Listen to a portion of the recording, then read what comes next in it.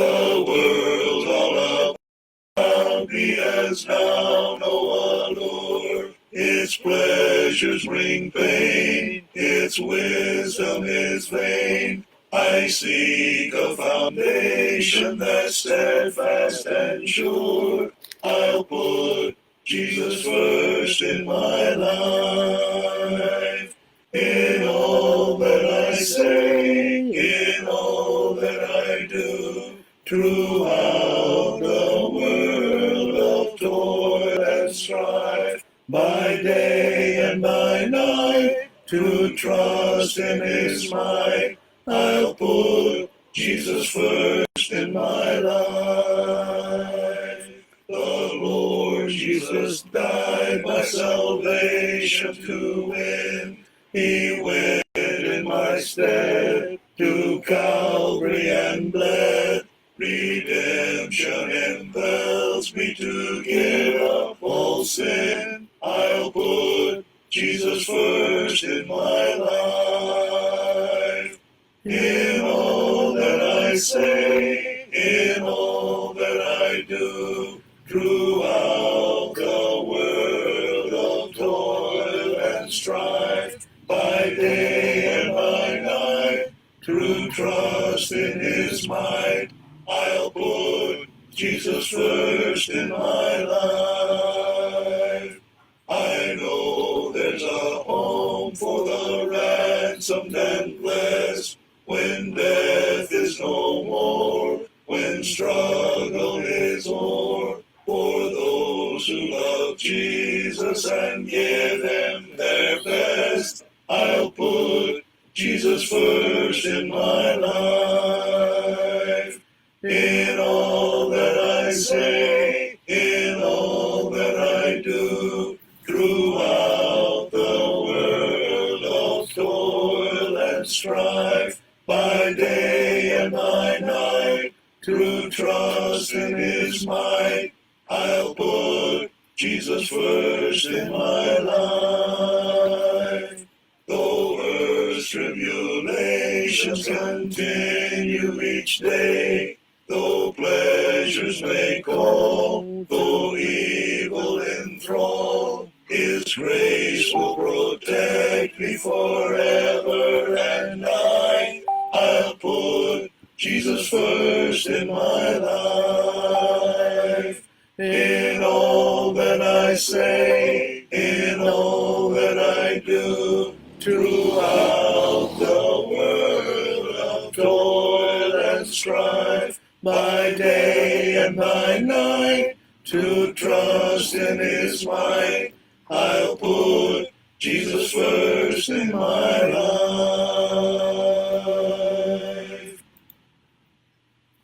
I am weak, but Thou art strong.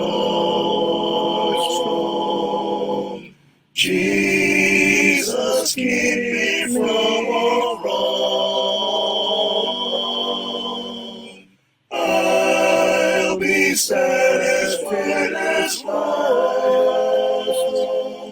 as I walk, dear Lord, close to Thee.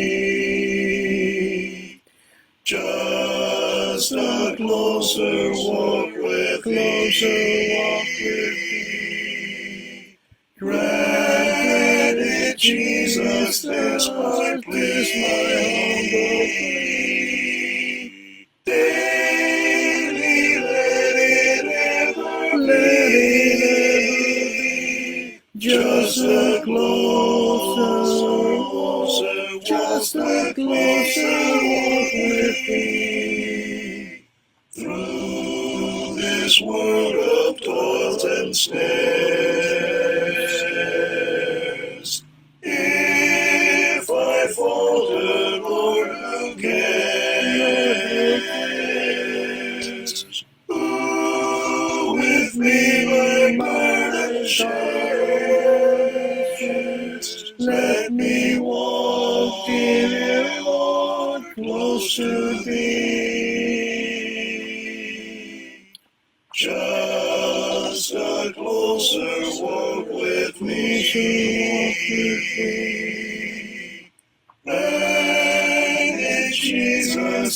like this my humble plea.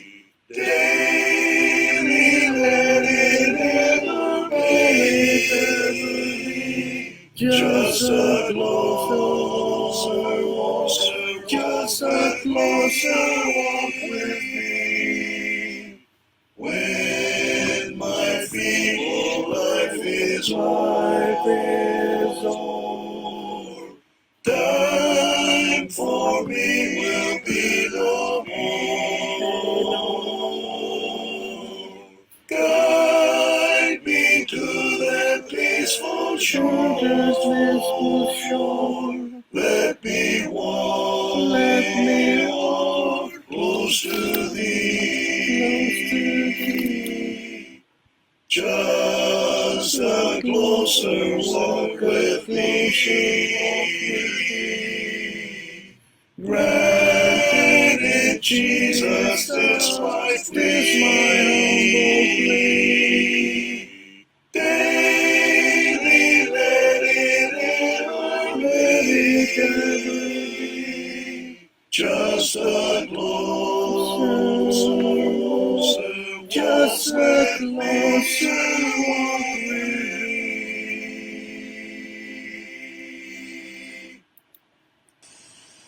The fight is on, the trumpet sound is ringing out, the cry to arms is heard afar and near.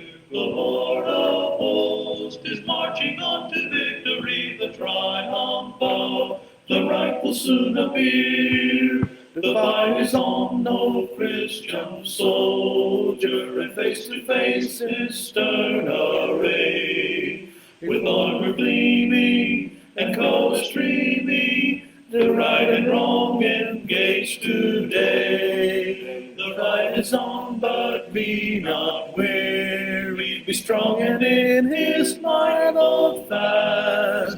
If God before us, His banner o'er us, we'll sing the victor's song at last. The fight is on, arouse the soldiers brave and true. Jehovah leads, and victory will assure. Go on, the armor God has given you, and in His strength until the end endure. The fight is on, O Christian soldier, and face to face in stern array, with armor gleaming and colors streaming, the right and wrong engaged today. The fight is on, but be not weary. Be strong and in His might hold fast. If God before us, His banner o'er us, we'll sing the victor's song at last. The Lord is leading on to certain victory. The bow of promise spans the eastern sky. His glorious name in every land shall honored be. The morn will break, the dawn of peace is nigh.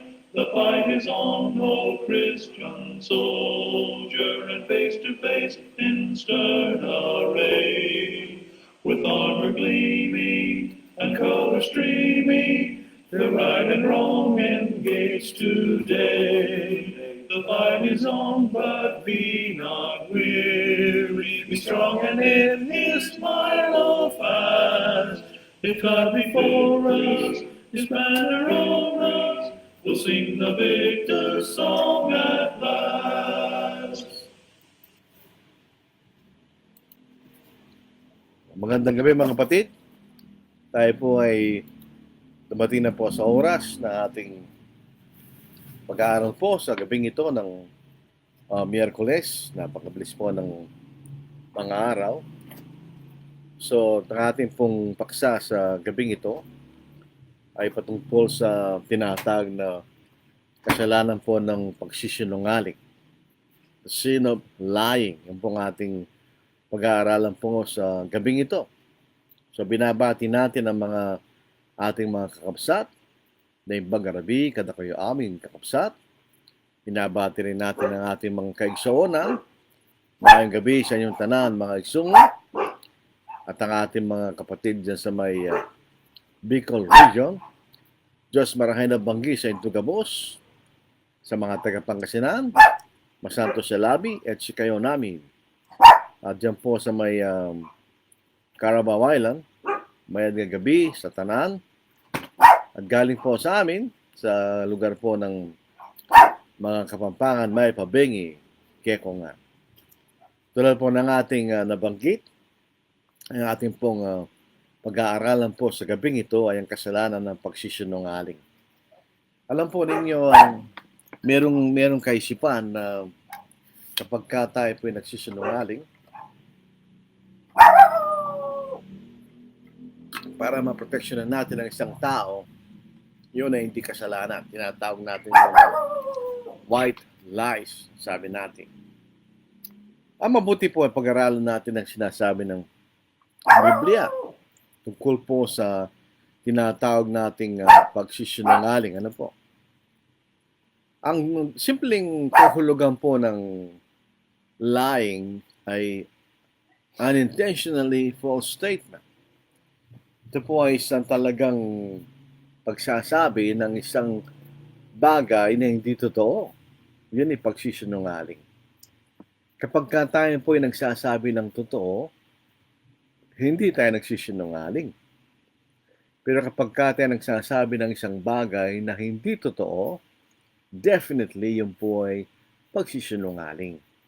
Yan ang definition po ng lying or lie. Isang pangungusap na hindi totoo. An untrue statement. Isang statement which is untrue. So, isang pangungusap na hindi naman po totoo. So, that's lying. Dahil nagsisinungaling, in other words. So, ang bigat mo ng bagay na ito ay sa katotohanan na lahat ng mga sinungaling ay mapaparusahan. Kasi lahat ng sinungaling ganyan. Tanang mga bakakon, mga sa Bisaya, lahat ng mga sinungaling, all liars, ay mapaparusahan. They will be condemned. All liars will be condemned. Yun ang sinasabi ng banal na kasulatan.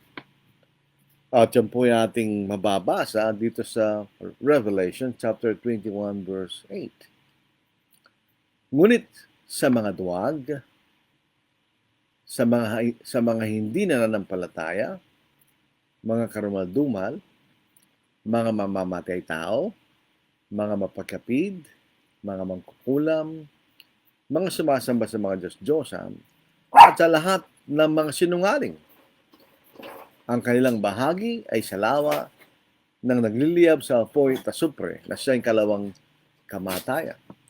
Dito po makikita natin all liars, lahat ng mga sinungaling, lahat ng mga uri ng sinungaling ay ang kanilang bahagi ay salawa na nagliliyab sa apoy at asupre na siyang kalawang kamatayan o sa ibang salita, sa impyerno. So in other words, liars will not be saved. They will be condemned. Yun ang sinasabi ng Revelation chapter 21 verse 8. At mapapasin natin, ang pangunahing sinungaling ay hindi ang Diyos. Dahil ang Diyos ay hindi siya maaaring magsinungaling. Dahil siya po ay mabuti. Dahil siya po ay sa likas na mabuti, hindi siya maaaring magsinungaling. Dahil yan po ay lalaban sa kanyang kalikasan na mabuti bilang isang tunay na Diyos. Dito po sa Titus chapter 1, mababasa po natin yan. Ano po? Kahit doon po sa Romans, meron sinasabi sa atin. Pero dito lang po sa Titus, ano po, ang ating babasahin. Sa chapter 1, verse 2, hindi po nagkakamali. In hope of eternal life, which God, who cannot lie, promised before time began. Sabi rito, in hope of eternal life, which God, who cannot lie, promised before time began. So, hindi galing sa Diyos ang pagsisinungaling dahil hindi siya maaaring magsinungaling. Ito'y labag sa kanyang pagiging Diyos at sa kanyang pagiging absolutely good. So, hindi siya maaaring magsinungaling. So saan galing ang pagsisinungaling? Hindi sa Diyos, kundi sa diablo. Dito po sa John chapter 8 verse 44, maliwanag po yan. Kayo mula sa inyong amang diablo, at ang nais ninyong gawin ay ang kagustuhan ng inyong ama. Siya isang mamamatay tao buhat pa sa simula at hindi naninindigan sa katotohanan sapagkat walang katotohanan sa kanya. Kapag siya'y nagsasalita ng kasinungalingan, siya nagsasalita ayon sa kanyang sariling likas sapagkat siya isang sinungaling at ama ng kasinungalingan. Kaya makikita natin kung tayo po yung mga anak ng Diyos, hindi tayo nagsisinungaling. Kung tayo po yung anak ng Diablo, ay tayo nagsisinungaling sapagkat siya ang ama ng kasinungalingan. So in other words, when we lie, we do not follow God but the devil. Pag tayo po nagsisinungaling, hindi tayo sumusunod sa Diyos, kundi sa Diablo. Maliwanag po yan, sinasabi ng ating mismong Panginoon. Kaya kung tayo po'y nagsisinungaling, hindi tayo sumusunod sa Diyos. Tayo sumusunod sa Diablo o si Satanas. Yun po ang isang maliwanag na mababasa po natin. At isa pong pagkakasala na tayo magsinungaling. It is a sin to lie. It is a sin to make untrue statement. Ito po isang kasalanan na tayo magbigkas ng mga bagay na hindi totoo. That is lying. Yun ay pagsisinungaling. Dito po sa Colossians 3:9, verse 9, huwag kayong magsinungaling sa isa't isa. Ayaw kamong magbakak. Sabi niya. Sabi sa Bisaya. Huwag kayong magsinungaling sa isa't isa. Yamang hinubod na ninyo ang dating pagkatao, pati ang mga gawa nito. In other words, nung tayo po ay nabautismohan at nililis ng Diyos ang lahat ng ating kasalanan, tayo nagkaroon ng buting budhi at tayo lumalakad sa panibagong buhay. Isa sa mga bagay na dapat nating alisin ay ang pagsisinungaling. Hinubod na natin ang dating pagkatao.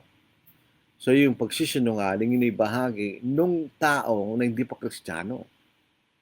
Kaya dito po pinagbabawal ni Pablo na tayo magsinungaling sa isa't isa. Dito rin po sa Efeso chapter 4 verse 25. Ito rin po sabi ni Apostle Paul. Kaya't pagkatapos itakwil ang kasinungalingan, ang bawat isa ay magsalita ng katotohanan sa kanyang kapwa sapagkat tayo mga bahagi ng isa't isa. So, ibig sabihin, nung tayo po ay naging Kristiyano at itinakwilan natin ng kasinungalingan, kinakailangan na tayo magsalita sa isa't isa ng pawang katotohanan. Dahil tayo bahagi ng isa't isa. So, dito po sa Bagong Tipan, maliwanag ng pagsisinungaling ay isang pagkakasala. So ito'y kasalanan. Ito'y taliwas sa kalooban ng Diyos. Kaya nga po kasalanan. It violates God's law. It violates the gospel. Yun ang maliwanag po doon. Ngayon, kung babalik tayo sa panahon dati, sa Old Testament, lying is also condemned. Ang pagsisinungaling ay pinagbawal din sa Old Testament. Sa bansang Israel, ang pagsisinungaling ay pinagbabawal. It is not condoned.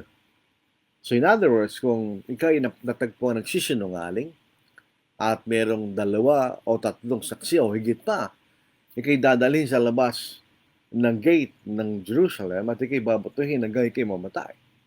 Dahil ito po ay lying is condemned in the Old Testament. Dito po sa Leviticus chapter 19, verse 11 to verse 12. Huwag kayong magnanakaw, ni mandaraya, ni magsisinungaling sa isa't isa. Huwag kayong sumumpa sa pamagitan ng aking pangalan sa kasinungalingan. Sa gayoy lalapastanganin ninyo ang pangalan ng inyong Diyos. Ako ang Panginoon. So doon po sa Old Testament, pag sila po ay nagsisinungaling at ginagamit ang pangalan ng Diyos. Nilalapastangan nila ang pangalan ng Diyos. So ito po ay kasalanan kahit po sa Old Testament. Ngayon, isang bagay rin po dapat natin pansinin. Kinapopuotan ng Diyos ang pagsisinungaling. God hates lying. Dito po sa Kawikaan, chapter 12, verse 22, mga sinungaling na labi sa Panginoon ay kasuklam-suklam. Ngunit ang gumagawa ng may katotohanan ay kanyang kinalulugdan. In other words, kung ikaw po ay nagsisinungaling sa Panginoon, sige kayo nagsisinungaling, sa Panginoon ay kasuklam-suklam yun. Pero pag kayo gumagawa na may katotohanan, ito'y kinalulugdan ng Diyos. So, kinapopuotan ng Diyos ang magsisinungaling sa lahat ng panahon. Ay ito'y kabilang po sa 7 bagay na kinamumuhihan ng Diyos. Dito po sa Kawikaan din, at chapter 16 to 19. Binanggit rito ni Solomon ang kinapopuotan ng Panginoon. Ang Panginoon ay namumuhi sa 6 na bagay o 7 sa kanya'y kasuklam-suklam. Style lang po yan, po. Mga palalong mata, sinungaling na dila, at mga kamay na nagbububo ng dugong walang sala, pusong kumakatha ng masasamang plano, mga paang sa kasamaan ay nagmamadali sa pagtakbo, bulang saksi ng sasalita ng kasinungalingan, at ang nag-aasik sa magkakapatid ng kaguluhan. Kapag ka sa mga kapatiran ay may nagsisinungaling, ito'y nagdudulot ng kaguluhan ganyan. So hindi ito mabuti. Ito'y kinasusuklaman ng Diyos. Sinungaling na dila. Mulang saksi na nagsasalita ng kasinungalingan ganyan. Ito po'y kinapopuotan ng Diyos. Dito rin po sa Kawikaan, chapter 14, verse 25.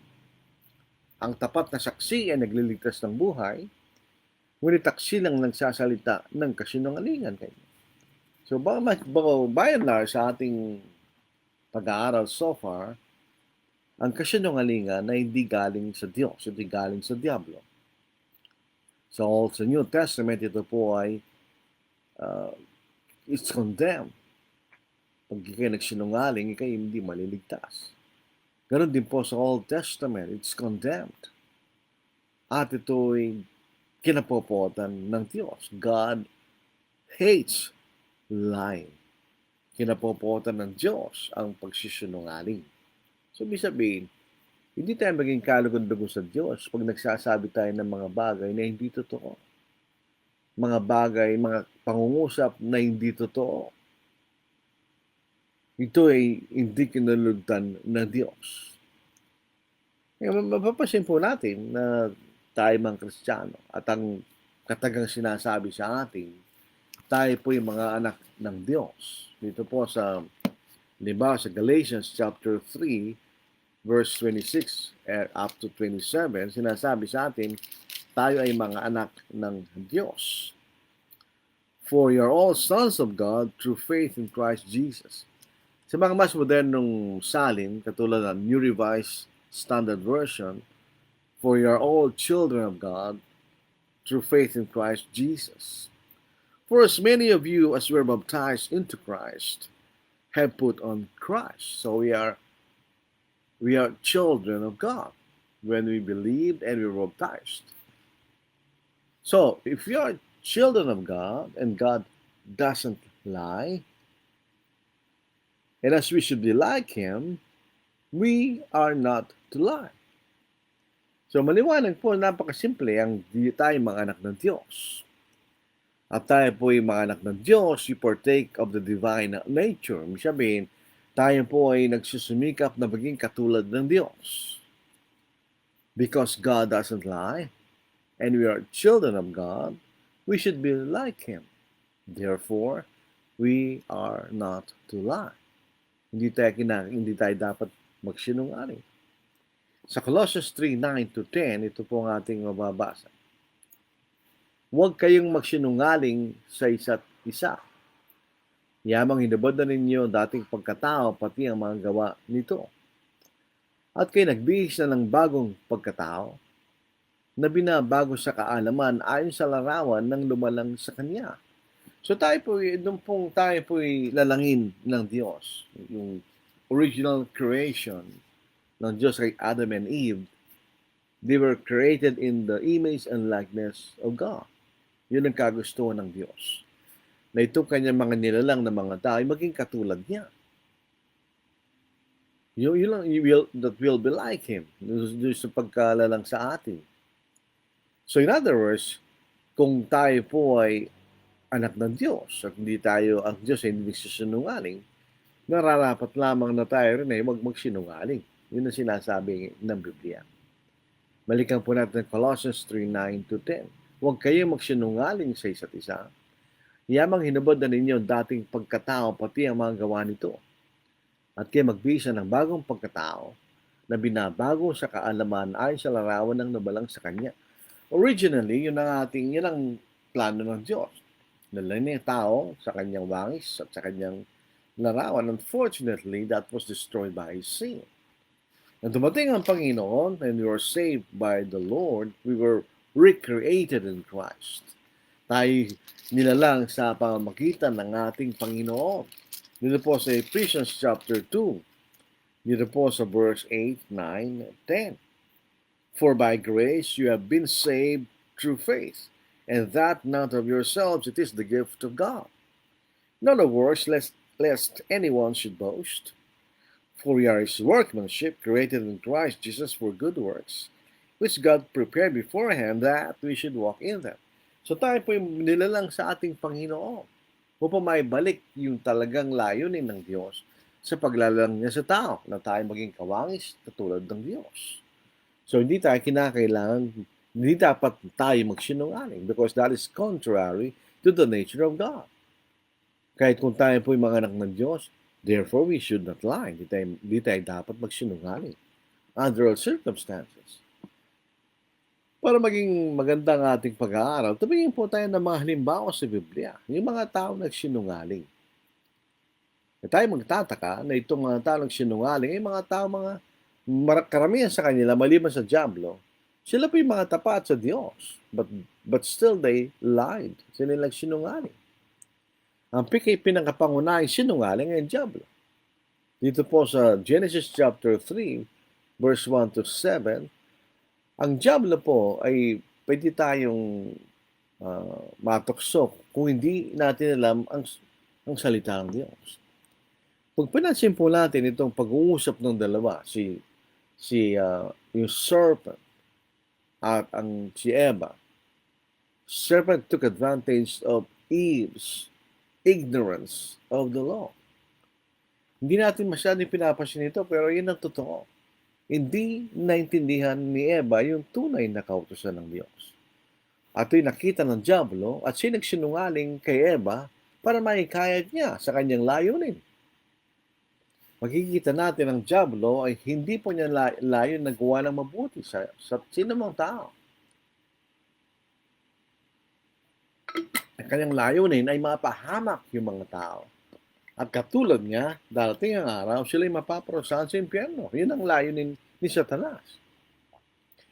Dito po sa Genesis chapter 3, verse 1-7, ating babasahin at bususin. Ang ahas ay higit na tuso kaysa alinman sa mga mailap na hayop sa parang nanilikha ng Panginoong Diyos.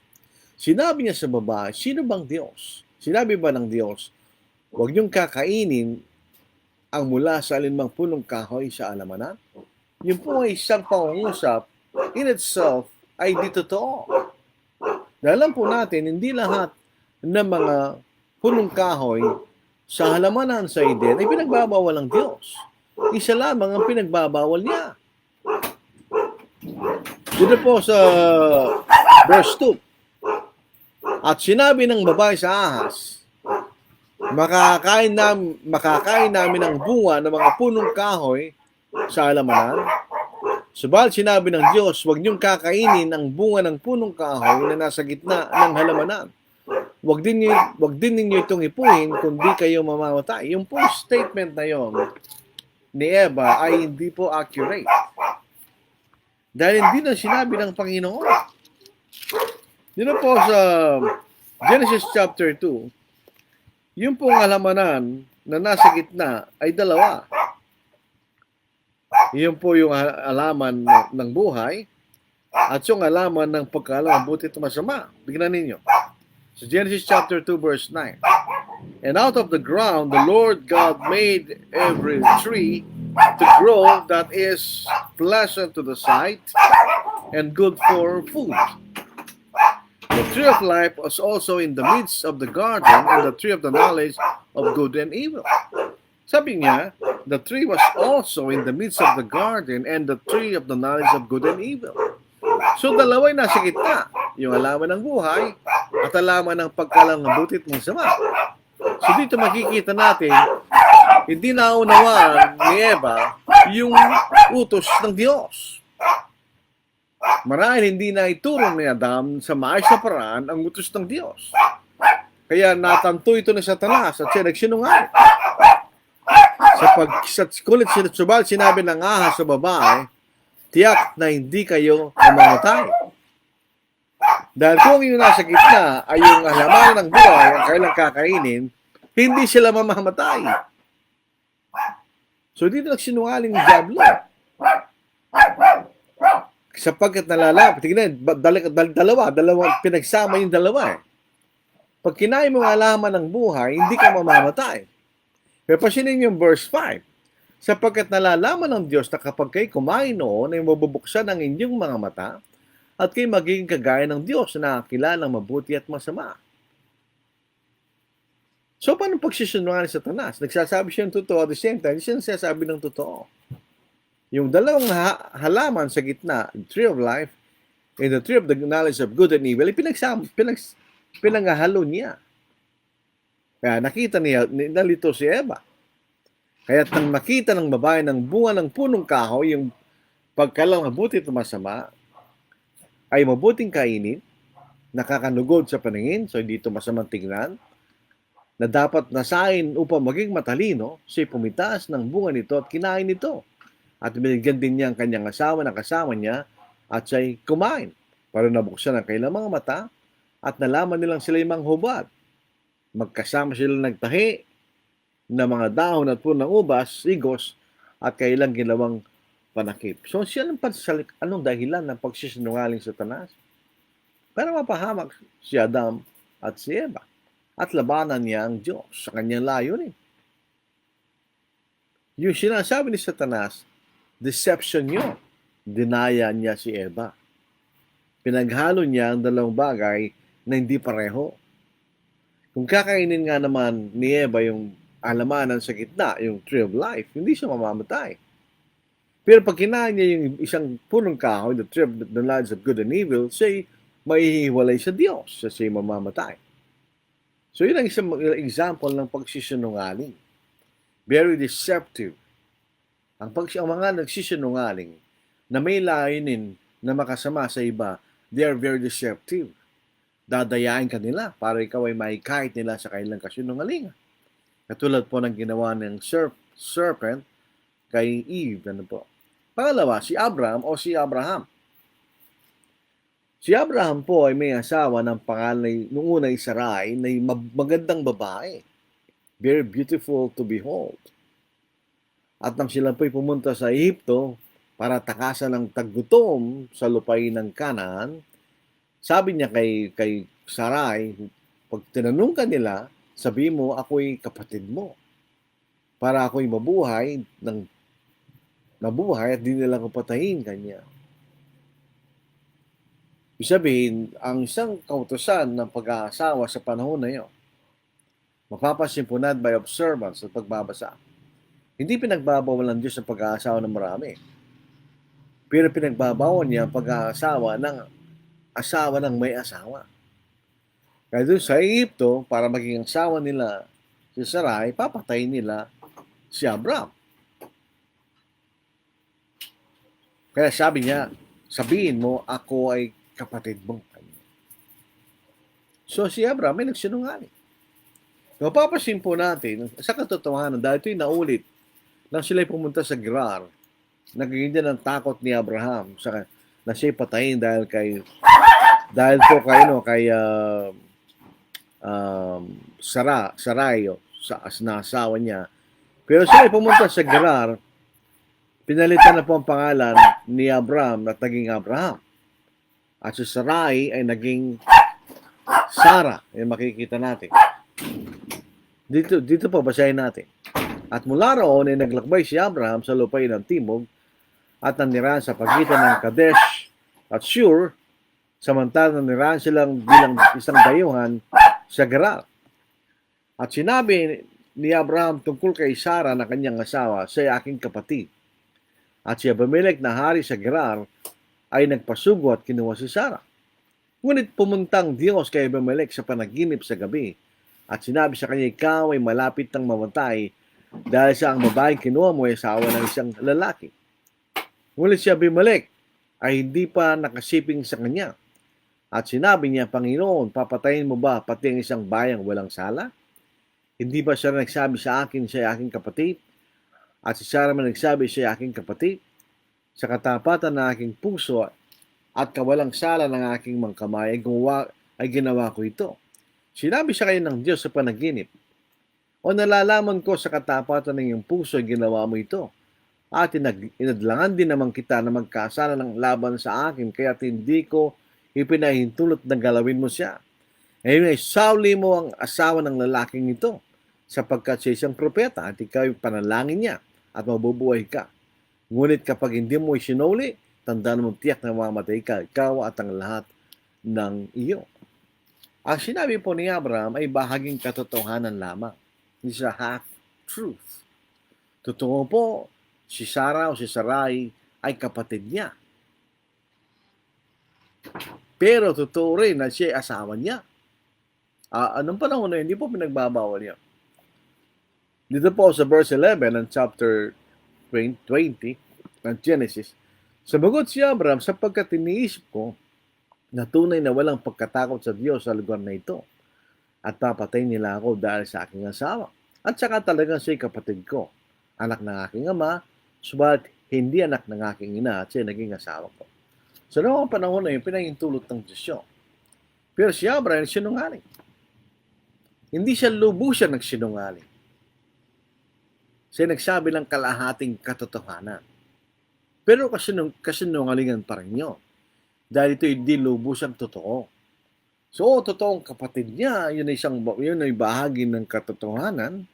Pero ang buong katotohanan ay siya'y asawa rin niya. So, siya nagsinungaling. Obviously, ito po'y kasalanan ng kahinaan na sa katakutan na si Abraham ay papatayin dahil kay Sarai o Sarah na kanyang asawa na magandang babae. Ito po inaulit pa rin sa anak niyang si Isaac sa ganun ding dahilan. Tinanong siya ng mga taong dito po sa Genesis chapter 26 verse 7 hanggang verse 11. Tinanong siya ng mga taong taga-roon tungkol sa kanyang asawa at sinabi niya, siya aking kapatid. Sa pagkakataon na ito, yung asawa po ni Isaac ay kamag-anak niya. Ito po ay galing sa pamilya ng asawa ng kanyang ina. Siya aking kapatid, sapagkat takot siyang sabihin siya aking asawa. Inakala niya na baka ako'y patayin ng mga taong taga rito dahil kay Rebecca. Dahil sa siya may magandang anyo. Mahirap din pala yung mag-asawa na maganda ng mga panahon na yun. Nang si matagal nang naroroon, dumungo si Abimelech na hari ng mga Pilisteo sa isang durungawan at nakita si Isaac na inahaplos si Rebecca na kanyang asawa. Kaya tinawag ni Abimelech si Isaac at saka yung sinabi, asawa pala siya, bakit sinabi mong siya aking kapatid? Sabagot sa kanya ni si Isaac, sapagkat inakala kong baka ako'y mamatay dahil sa kanya. At sinabi ni Abimelech, ano itong ginawa mo sa amin? Paano kung may sumiping sa iyong asawa? At ikaw sana naging dahilan upang kayo magkasala? Tignan po niyo. Si Abimelech at saka yung pong Pharaoh, hindi sila naniniwala sa tunay na Diyos. Pero sila naniniwala sa batas ng pag-aasawa. Hindi pa sila niyo, mga kapatid, tingnan niyo, basahin niyo.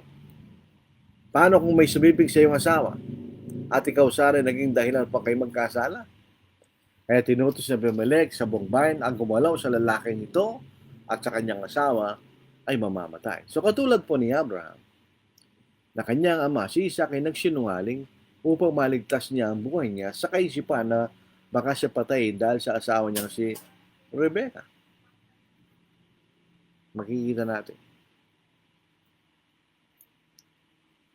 Meron pa po tayo makikita, si Jacob ay nagsinungaling kay Isaac. Ito po ay may context sapagkat si Jacob, si Esau ay pinagbili niya ang kanyang pagkapanganay kay Jacob. So may karapatan siya sa pagkapanganay. So si Jacob at yung nanay niyang si Rebecca ay nagsinungaling, gumawa sila ng isang plano para makuha ni Jacob yung iniisip nilang karapatan niya dahil pinagbili na ni Esau ang pagkapanganay sa kanya. Ang doktrina po ng pagkapanganay sa mga panahon na iyon, pagkay panganay, 2 beses ang iyong mana mula sa iyong ama at ikaw magiging kapalit ng iyong ama sa pamumuno ng inyong pamilya. Kaya mahalagang pagkapanganay sa mga panahon na iyon. Sino po sa Genesis chapter 27 verse 19, sinabi ni Jacob sa kanyang ama, ako'y si Esau na iyong panganay. Ginawa kong ayon sa sinabi mo sa akin. Bumangon ka ngayon, umupo at kumain ka ng aking usa upang ako'y mabasbasan mo. So siya nagsinungaling. It's an outright lie. It's an outright deception. Talagang niloko niya ang kanyang ama na may kakuntsaba ng kanyang ina. Bakit siya nagsinungaling? For his own self-interest. Para makuha niya ang pagkapanganay na iniisip niyang karapatan niya dahil pinagbili ni Esau sa kanyang pagkapanganay. Yung makikita natin. Yung pong ibang mga anak ni Jacob ay nagsinungaling kay Jacob. Dahil nga po sa pagkaingit nila kay Joseph o kay Jose, dahil paborito siya ng kanilang ama, sapagkat at that time siyang bunso. Binigyan siya ng isang coat of many colors. So, kinapupuotan ng kanyang 10 kapatid, si Joseph. So, naggumawa siya ng ibang panukalan, siya patayin, etc. Pero, si Reuben ay sumalangsang sa, huwag natin siyang patayin.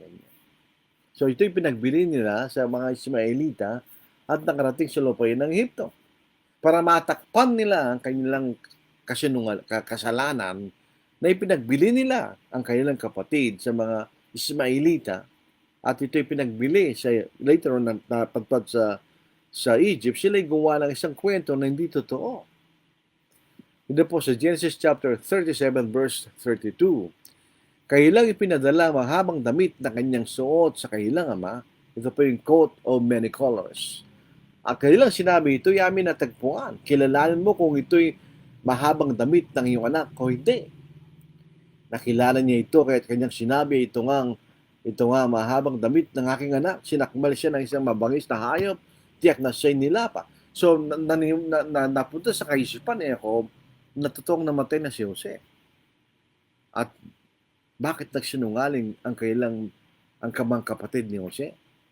Para mapagtakpan nila ang kailang kasalanan na ipinagbili nila ang kailang kapatid sa mga ngalakal na mga Ismailita na makikita natin.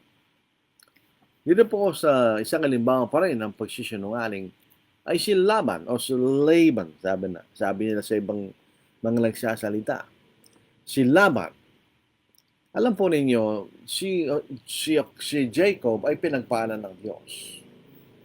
Ay mga hayop ni Laban ay lubhang dumami sa pangangalaga ni Jacob. Kaya ito nakita ni Laban, kaya gusto niya siguro tumagal si Jacob ang pagtira niya sa lugar na yon upang lalo siya makinabang. Dito po sa Genesis chapter 29 verse 23 to verse 27, meron silang kostumbre na yung panganay mo na yung bibigay. Dapat yun ay ginawa niya ng tuwiran. Pero pinaniwala niya si Jacob na si Rachel ang kanyang ibinigay sa araw ng kasal, pero ang binigay niya si Leah. So, saan sinungaling si Laban kay Jacob? Dito po sa Genesis 29 verse 23 to verse 27, kinagabihan kanyang kinuha si Leah na kanyang anak at dinala kay Jacob na sumiping naman sa kanya. Ibinigay ni Laban kay Leah ang kanyang alilang babae na Silpa upang kanilang maging alila. Kinamagahan si Leah pala yun. At kaya sinabi kay Laban, ano itong ginawa mo sa akin? Hindi ba pinaglingkuran kita dahil kay Raquel? Bakit mo ako dinaya? At sinabi ni Laban, hindi ganyan ang kaugalian dito sa aming lupain na ibinibigay ang bunso bago ang panganay. Tapusin mong linggong ito, ibibigay rin namin sa iyo ang isa bilang kapalit sa paglilingkod na gagawin mo sa akin ng 7 taon pa. So in other words, dahil sa nagsinungaling si Laban kay Jacob para lalo siya makinabang sa biyaya ni Jacob. So 7 years plus 7, 14 years siyang maglilingkod kay Laban sa pangangalaga ng kanyang mga hayop. In other words, so makikinabang siya. So self-interest, kaya po siya ay nagsinungaling.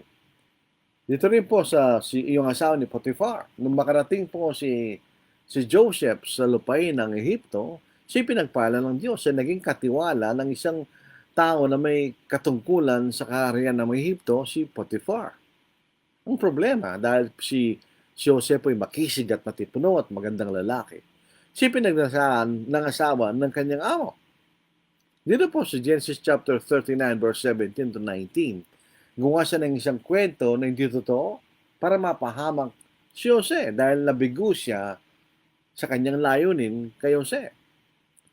Dito po, basahin natin. Sinabi niya sa kanya ang mga salita rin ito na sinasabi, pinasok ako ng aliping Hebreo na yung dinala sa atin upang tuyain ako. Nang nagtaas ako ng aking tinig ako, at ako'y nagsisisigaw, kanyang iniwan ang suot niya sa aking katabi at tumakas na papalabas. Na marinig ng kanyang amo ang mga sinabi ng kanyang asawa na sinasabi, ganitong ginawa sa akin ng iyong alipin, ay nag-alab ang kanyang galit at si Jose ay nabilanggo. So bakit nagsinungaling si Potiphar? Para mapahamak si Jose. Dahil hindi siya nagtugumpay sa kanyang layunin na pinagnanasaan niya si Jose. Dito po sa susunod, ito pinaka-controversial na pagsisinungaling. Dahil kapag ang paksa po ng pagsisinungaling, kung ito'y kasalanan o hindi, ay lumalabas. Ang pangalan po ni Rahab ay lumalabas din. Maraming naniniwala na yung pagsisinungaling ni Rahab ay kalooban ng Diyos. Makikita po natin, si Rahab po ay tinanggap niya yung mga spies na sinugo ni Joshua para makita ang loob ng Jericho dahil ito'y kailang lulusob. Pero nang sila nahabol na ng mga sundalo ng mga taga-Jericho, ay sinungaling siya para maligtas yung mga dalawang spies.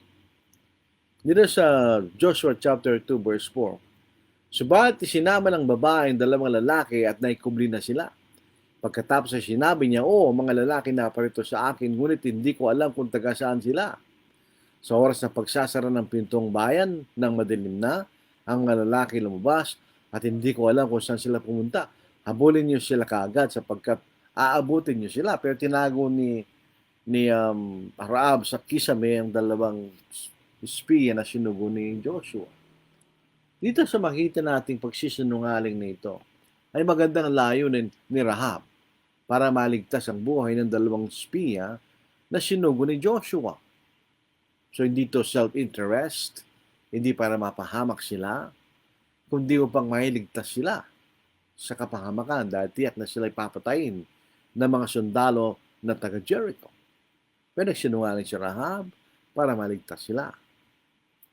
At ang pinakahuli na gusto nating tignan ng halimbawa po ng pagsisinungaling ay ang halimbawa po ni Ananias at ni Sapphira sa New Testament. Dito sa Acts chapter 5 verse 1 hanggang verse 5. Ngunit may isang lalaki ng pangalan na Ananias at nagbili ng isang ari-ariam na may pagsang-ayon ng kanyang asawa si Sapphira. Nalalaman ng kanyang asawa ni tinago niyang ilang bahagi na pinagbilhan at dinilang isang bahagi lamang at tinilagay sa mga paanan ng mga apostol. Sinabi ni Pedro, Ananias, bakit napaday ka kay Satanas at nagsinungaling ka sa Espiritu Santo at itago ang bahagi ng pinagbilhan ng lupa? Nang ito hindi pa nabibili, hindi ba yon ay nananatiling iyo? At ang may pagbili na, di ba nasa iyo ring kapangyarihan? Bakit inisip mo ang bagay na ito sa iyong puso? Hindi ka nagsinungaling, hindi ka nagsinungaling sa tao, kundi sa Diyos. Kanya. Namarin ni Ananias ang mga salitang ito, siya'y bumagsak at namatay at hindi na malaking takot ang mga lahat na nakarinig nito. Bakit nagsinungaling si Ananias? Para po sa kanyang sariling kapakinabangan. Ayaw niyang ibigay ang kabuuan ng pinagbilhan ng kanyang pinagbiling pag-aari. So mapapasin po natin dito, hindi naman required ng mga apostol na ibigay mo ang lahat ng iyong pinagbilhan. Pwede rin naman na ibigay mo lamang gusto mong ibigay. Yan ang sabi ni Pablo, sabi ni Pedro. Sa ika-4 na talata, nang ito hindi pa nabibili, hindi ba yun ay nananatiling iyo? At ang may pagbili na, hindi ba nasa iyo ng kapangyarihan? So kung gusto mong ibigay itong bahagi lamang na gusto mong ibigay, pwede mong sabihin sa amin nang yun ang gusto mong ibigay. Bakit inisip mo pang bagay nito sa iyong puso? Hindi ka nagsinungaling sa mga tao, kundi sa Diyos. Kasi nagsinungaling sa mga apostol, pero nagsinungaling sa Espiritu Santo. Ito rin po yung mga talata nagpapatunay sa atin ng Espiritu Santo ay Diyos. Hindi ka nagsinungaling sa mga tao kundi sa Diyos, pero nagsinungaling sa Espiritu Santo. So ito isang malimbawa ng sinungaling sila for self-interest. Kaya nga tayo po ibabalik sa mga dahilan ng pagsisinungaling. Ayon po sa mga ayon po sa mga halimbawa binigay natin. So makikita natin dito, number 1, sa kaso po ni Abraham at ni Isaac, para ligtas ng kanilang buhay, to save their lives. Ito po, alam po natin yun ay merong instinct ang tao ng self-preservation. Pero yung kanilang pagsisinungaling ay nakabase sa isang maling presupposition. Parang naniniwala sila na automatic. Pag hindi sila nagsinungaling, papatayin nila si Abraham o si Isaac para makuha si Sarah o si Rebecca, na hindi totoo. Hindi tayo pwede mag-assume na dahil lang isang lugar ay di naniniwala sa Diyos, ay sila ay magsisinungaling. Hindi po totoo yun. Dahil nagalit si Abimelech at nagalit si Pharaoh, na namalaman nila na sila ay pinagsinungalingan. Sa kaso po ni Potiphar at ni Satanas sa pamamagitan ng serpent, sila nagsinungaling para to harm o para mailagay sa panganib yung kailang pinagsinungalingan. Sa kaso sa serpent para mapunta sa panganib o kapahamakan si Adam at saka si Eva. Kay Potiphar para mapunta sa kapahamakan si Jose. Isa rin dahilan ng pagsisinungaling to promote self-interest. Si Laban. Si Laban, isang makita nating halimbawa that to promote self-interest, nagsinungaling siya kay Jacob. At sa kaso naman ng 10 magkakapatid, laban kay Jacob to protect one's sin, para maitago ang kanilang kasalanan. In most cases, ito ang dahilan ba't tayo nagsisinungaling. To hide our sins. O kaya to make it convenient for us. Sabihin, halimbawa, nag-absent ka sa church, sabi, okay, nagkasakit, kahit hindi totoo. To make it very convenient, para maitago mo ang iyong kasalanan. Kaya minsan, gano'n na dahilan tayo nagkakasala. At sa isang particular na dahilan ay para maligtas yung iba, to save others, sa kaso po ni Rahab. So, in most cases, yung dahilan bakit tayo nagsisinungaling. Whatever is the reason, pag nagsinungaling tayo pa rin nagkasala because we sinned. Kung di tayo magsisisi, tayo po ay mapaparusahan. Sa kaso po ni Abraham, kay Abimelech, sinanalangin sa Diyos. By necessary inference, ay humingi ng kapatawaran sa Diyos. At siya po ay tinatawag ng Diyos. Obviously. Ngayon, to anticipate the question ni Rahab, ano po, Siya ba yung nagkasala? Bakit tinawag siyang ah,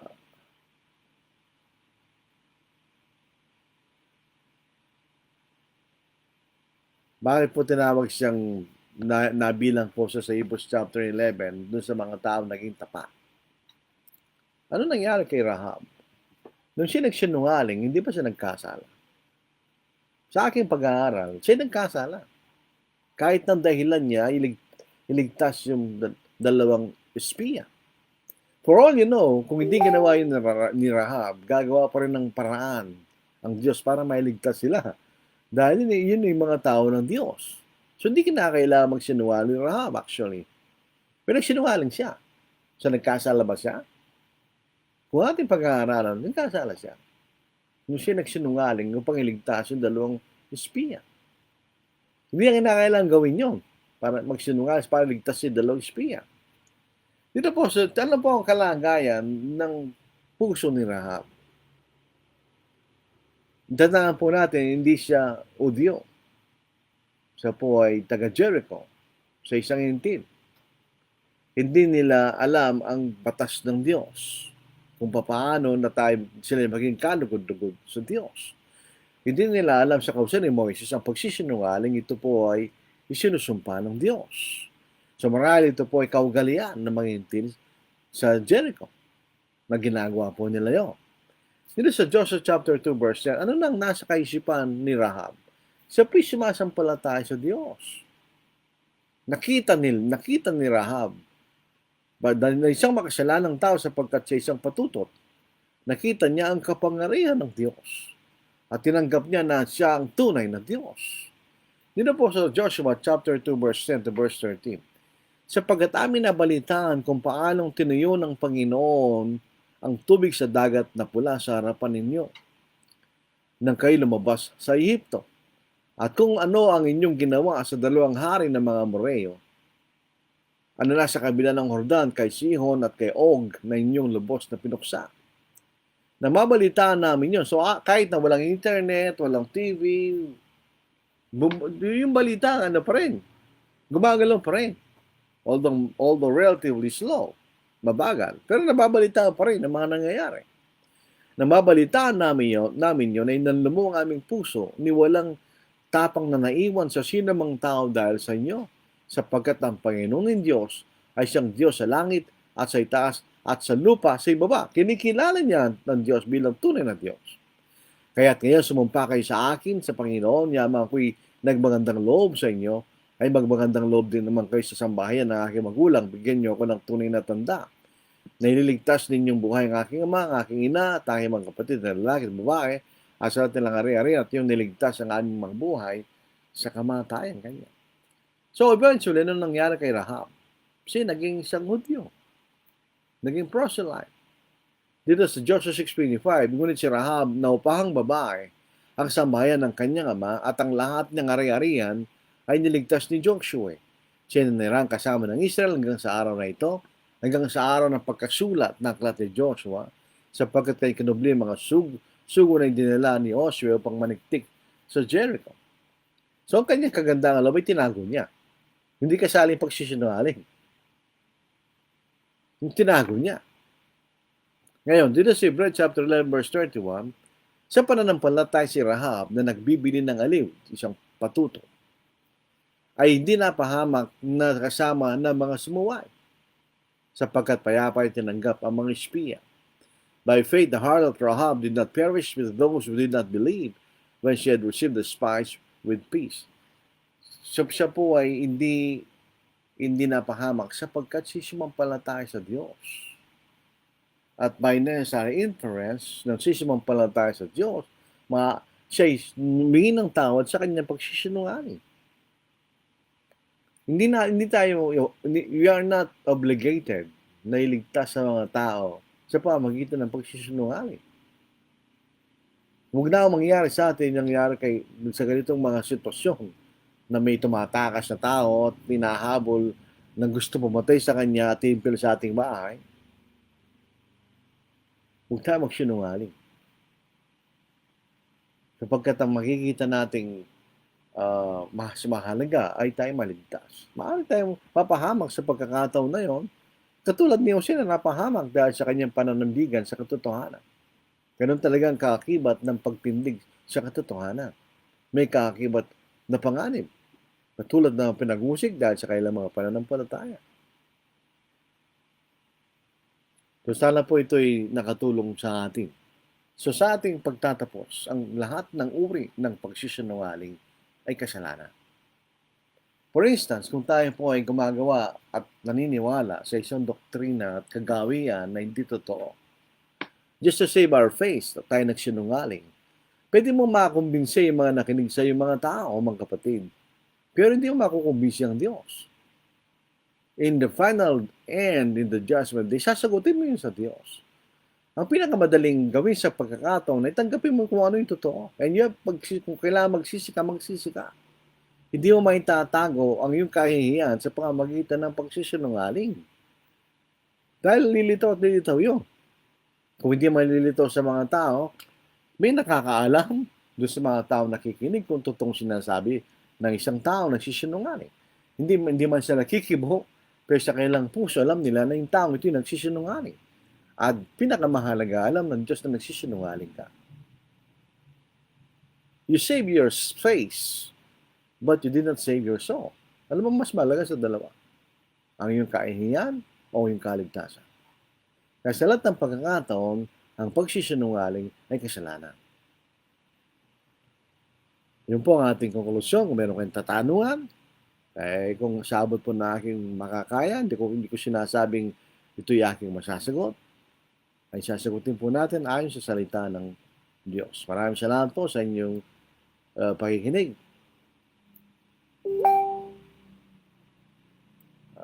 Mayroon mga tanong dito na po na wala namang kaugnayan sa ating...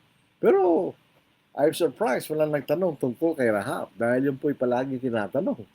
Si Rabay nagkasala, si nagsinungaling. The answer is yes. Lahat ng pagsisinungaling ay kasalanan. Wala pong black, walang brown, walang white, lies. Walang ganun sa Biblia. Lies are lies. Yun po makikita natin. Ginawa po mga bumati. Jillian, Leal, hello, good evening. Oljan Ocampo, good evening po. Liaka College, magandang gabi, Brother Lordy, sa lahat ng mga kapatid na nakasubaybay ngayon. To God be all the glory. Amen. Marisha Rieta Manzanillo, Naibag Arabi, kadatayo, aming kakabsat, magandang gabi sa ating lahat mga kapatid. Noel Tanyalas, good evening po mga kapatid. Good evening din, Brother Noel. Relizar Mbenga, Diyos marahay na banggis, mga tugang ko kay Kristo. Yun po yung bigalano na sinasabi, magandang gabi mga kapatid ko kay Kristo ngayon. Ibanyas Senior Sani, Naibag Arabi, kada kayo, aming kakabsat, magandang gabi sa inyo lahat mga kapatid. Jimmy Lacambra, taga San Miguel, Bulacan. Good evening po, Jun Anonas, Mustanoy. Ayo, gihapon.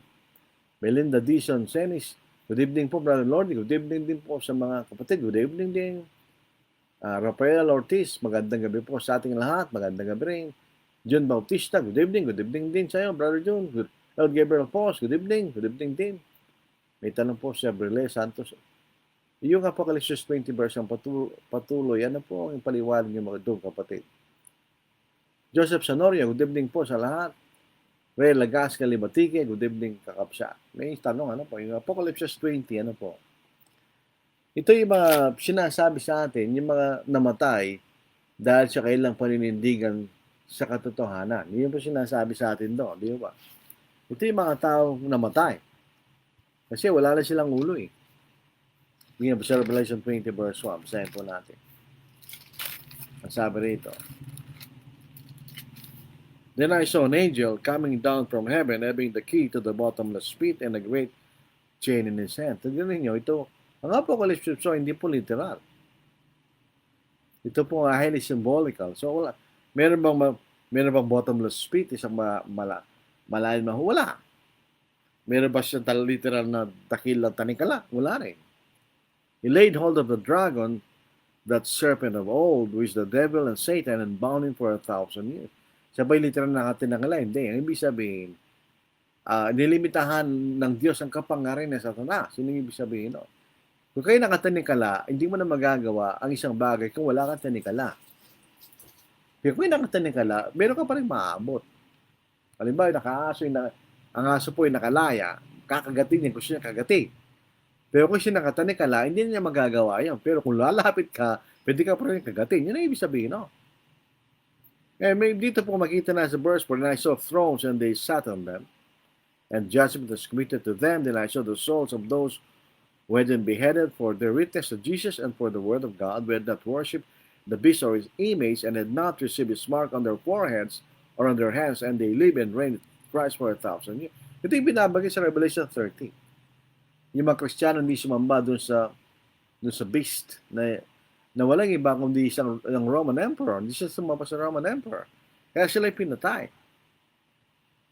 Ngayon po makikita natin, they live and reign with Christ for 1,000 years. Sila nagtagumpay kasama ng ating Panginoon. Ganyan. Yung sa 1,000 taon, hindi po literal yun. Ito yung sa mahabang panahon na yung katapusan, hindi pa natin nakikita. It's a long period of time. Nandun tayo actually sa panahon na yun. But the rest did not live again until the 1,000 years were finished. This is the first resurrection. Yung pong pagkabuhay ng magulang sinasabi rito, hindi po ito literal. Ito'y pagkatagumpay ng mga Kristiyano dahil sa kailang paninindigan. Yung mga patay, ito yung mga tao hindi Kristiyano yun. Ganyan. Kailan sila mabubuhay na maguli? Kanya? Hindi sa panahon na yun, kundi pagkatapos ng 1,000 years. Yun ay siya pagdating ng ating Panginoon sa pangalawang pagkakataon. Doon po sila makikita natin mabubuhay na maguli. Kanya. Yung tingnan po nyo doon sa verse 7, that when the 1,000 years have expired, Satan will be released from his prison. Pag matatapos yung panahon na yon, na nakasalukuy yung panahon natin, darating ng Panginoon, pati si Satanas ay hukuman ng Diyos. Ang katapusan po rito ay, sinasabi nyo, ay Judgment Day. So mula ng panahon na si Satanas ay nalimitahan sa kapangyarihan, hanggang sa muling pagdating ng Panginoon, yun ay 1,000 taon. Hindi natin alam kung kailan matatapos. So ito'y sa mahabang panahon. So wala sinasabing sila po ay tumira at naghari kasama sa lupa. Hindi naman, wala naman sinasabi. At saka patay na sila. Wala lang ang ulo eh. So sana po nasagot ng yung tanong niya na po. So hindi po literal yun. Tulad ng ginagawa ng mga premillennialists na sinasabi na si Kristo kasama ng mga Kristiyano ay mag-ahari sa 1,000 taon sa Jerusalem. Unang-una, wala nang tayo mababasa sa Jerusalem doon. Nagtagumpay sila. Si Kristo namatay at siya nagtagumpay. Sila'y pinatay sa kailang pananampalataya at sila rin nagtagumpay. Kasi sinasabi, live and reign with Christ for 1,000 years. Dahil pare-pareho sila nagtagumpay. Yun ang ibig sabihin, no? Hindi po ito literal 1,000-year reign sa lupa. Wala tayong mababasang lupa doon. Wala tayong mababasang Jerusalem doon. Di ba? Meron ba tayong mababasa? Wala. So, yun po ang ating sagutan. Kung meron pong gusto maidagdag, kaya po idagdagan. Basta ito po ang katotohanan. Maraming salamat po sa inyong pakikinig at panonood. Sa Biyernes po, ang pangalang bahagi ng ating paksang fellowship. Nakakalungkot po na iniiba ang kahulugan ng fellowship ng iba. At ito po tungkol hindi sa spiritual fellowship, kundi kahit social and physical fellowship. At tinatawag lang fellowship pag sila'y kumakain ng sabay-sabay. Tingnan nga po natin kung itinuturo yan sa banal na kasulatan. So, maraming salamat ulit mga kapatid. Maraming salamat. Daghang salamat sa inyong pagpaminaw.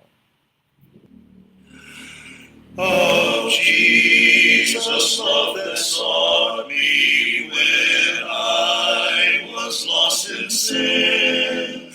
Of wondrous grace that brought me back to His fold again. Of heights and depths of mercy, far deeper than the sea, and higher than the heavens, my theme shall ever be. years go by, it's sweet as the grass, the years go by. Richer, fuller, deeper, Jesus' life is sweeter. Sweeter as the years go by. They trod in old Judea, life's pathway long ago. The people thronged about him, his saving grace to know. He healed the broken-hearted and caused the blind to see. And still his great heart yearneth in love for even me. Sweeter as the years go by, sweeter as the years go by. Richer, fuller, deeper, Jesus' love is sweeter. Sweeter as the years go by. 'Twas wondrous love which led him for us to suffer loss, to bear without a murmur the anguish of the cross, with saints redeemed in glory. Let us our voices raise till heaven and earth re-echo with our Redeemer's praise. Sweet as the years go by, sweet as the years go by. Richer, fuller, deeper, Jesus' love is sweeter. Sweeter as the years go by.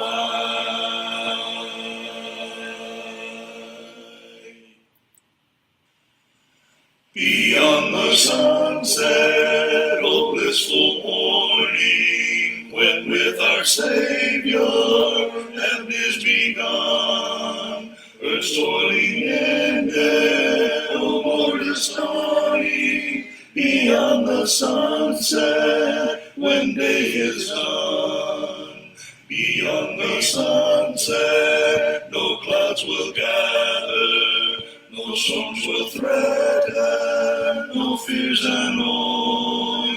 O day of gladness, O day unending, beyond the sunset, eternal joy. Beyond the sunset, a hand will guide me to God the Father, whom I adore. His glorious presence, His words of welcome, will be my portion on that fair shore. Beyond the sunset, oh glad reunion with our dear loved ones who've gone before. In that fair homeland, we'll know no parting. Beyond the sunset, forevermore.